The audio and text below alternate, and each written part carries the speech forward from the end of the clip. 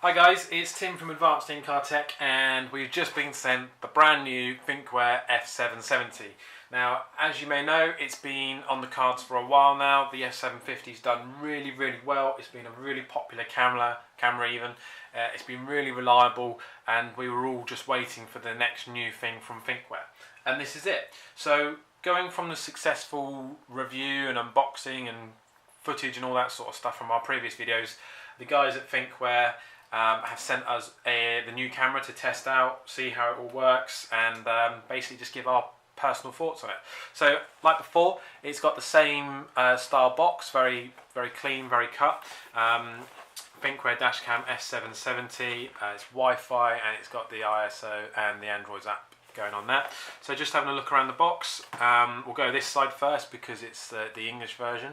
Let me just focus on just there. So hopefully you can read this. So the new one's got the super night vision, which allows for low quality video in low light conditions. The time-lapse recording, and they're saying that the time-lapse basically takes a photo every second when there's movement, so it frees up a lot more memory. And I think they said that you can get about 2 days worth of picture taking. Now there are some stars here which relate to down here, and it does say the super night vision and time-lapse are enabled by parking surveillance mode, and you need the hardware. So basically these two features up here are only applicable when the car is parked up and the camera is in parking mode, so you will need that hardwire facility to be able to do all of that. So as usual, we've got the 1080p Sony CMOS sensors, recording at 30 frames per second. This is the dual camera version, so both those cameras have got that lens going on in it. We've got, like normal, our safety camera alerts. We've got the road safety warning system, the integrated thermal protection, but I'll go into a bit more of that later on. This is just the 16GB version, just for the older review purposes. And then we've got, I think it's French on this side. So yeah, let's get it open. Let me just refocus so we can all see what's going on. Okay, so I'll get everything out first so that we can all see what we're working with. So, main camera looks pretty good. We'll have a quick chat about that in a second.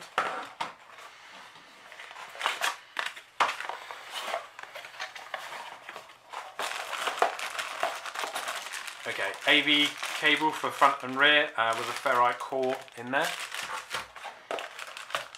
Rear camera, power cable, plug and play. Nice chunky quick start and warranty guide with as many languages as you can think of in there. Customer service info on who does all the support and that sort of stuff. Installation locations and how you're meant to do it in the UK, which is pretty cool and pretty handy where you can't have it. The mount for the F770. I have to remember not to say F750 anymore. SD card reader for USB. Micro SD card and the adapter, little cable tidies, and a spare sticky mount, which is all cool. Right, so let's just move all this stuff out of the way. Let's concentrate on the camera. Right, so new camera. Let's focus in on this. Okay, so Thinkware 2-channel front HD digital recorder. Now, I think this is really cool. It's a really slim profile camera compared to the F750, which was a bit chunky, had lots of different colours going on, black and grey. This is all nice and black, and you can change. This goes really close, so if you imagine it like that, there's the windshield there. It's really close. Well, actually, let me see if I can use my iPhone. So there's your windshield. There you go. Ooh. It's really close to the windshield. You then adjust the camera angle using this bit here, but just to show you, because I haven't got a screwdriver or anything like that, it clicks up and down like that. So there you go. Cool. So because it's closer to the window, it means that you're going to get less reflections in your footage, which is always a bonus. There's the mount holding points. So as you can see, it's really slim, really low profile. I'm not going to get it out just yet. Goes in, clicks in, job's a good one.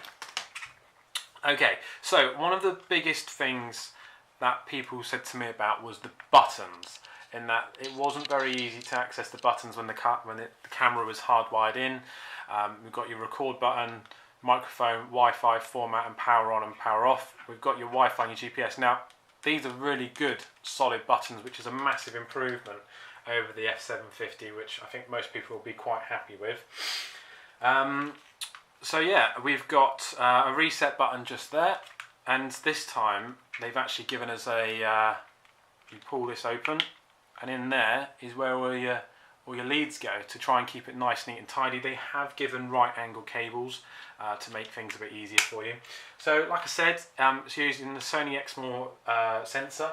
It's 2.19 megapixels from memory, and it's got, let me just double check on its viewing angle. I think the viewing angle on this is now 140 degrees. So let me just check that out. Yes, 140 degrees wide angle lens. So that means that you're going to be getting a really nice crisp picture without the whole, what's the word I'm looking for? Fisheye effect, which is what you don't want. You've got the new features of this is the time-lapse facility. Like I said, you've got the recording. It takes the pictures at night when you're parked up to help save on the memory, and it does it every second, if I remember rightly. The super night vision, which will help in the darkness when you're parked up, which is good. They've also improved the light situation, because on all cameras all suffer with going from light to dark and all that sort of stuff. So they've really increased the settings and the powerfulness of how it handles that going. If you imagine going through a tunnel and it's dark and then switching over to light, it then flicks over, that sort of thing. So they've sorted that out.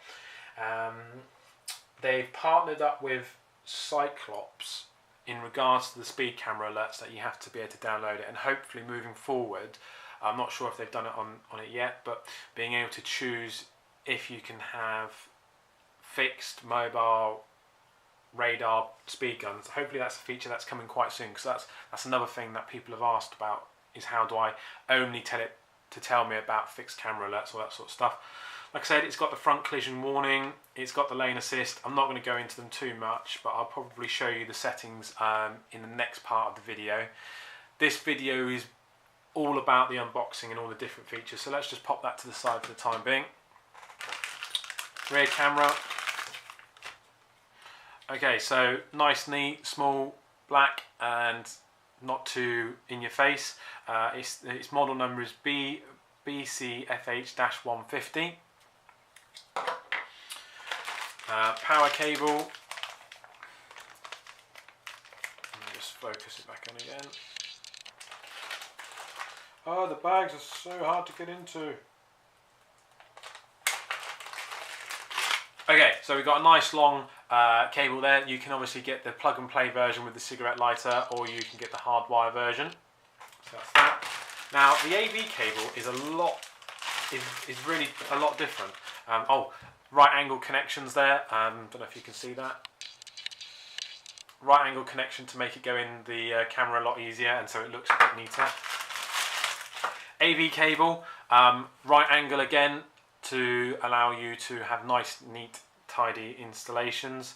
I'm not sure which way round this is going to go, because ideally you don't want the back one poking out either, but I'll have to have a play around with that. I think the right angle is going to go in there, but you've still got that one there.